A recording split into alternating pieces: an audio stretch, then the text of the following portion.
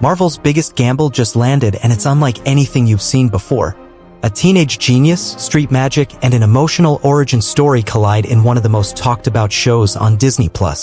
You're about to find out if Marvel's latest hero can carry the legacy of Iron Man. Or crash trying. Ironheart introduces Riri Williams, a 19-year-old prodigy expelled from MIT who's forced to return home to Chicago. But she's no ordinary dropout. She builds advanced armor tech in her garage while dodging criminals, grief, and her own self-doubt. The moment she steps into her suit, you feel it. She's not just a successor to Tony Stark, she's something entirely new. But then comes Parker Robbins, also known as the Hood, a street-level villain who deals in dark magic. And now you've got a tech genius clashing with literal demons. It's science versus sorcery, brains versus blood rituals, and the streets of Chicago become a battleground for two very different kinds of power. Visually, Ironheart delivers. High-end CGI, gritty cityscapes, magical realms, and suit upgrades that'll make Stark fans smile.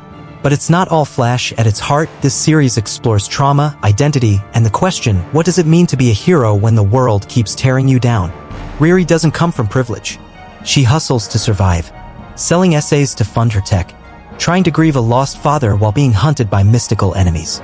The story never forgets she's still a teen navigating genius-level pressure in a broken system, and that makes her fight feel real. Then there's Slug, a queer hacker played by a drag icon, bringing sharp wit, raw emotion, and much-needed LGBTQ+ representation to the MCU. It's edgy, fearless, and adds depth to Riri's inner circle. The 6-episode run may be short, but it's packed.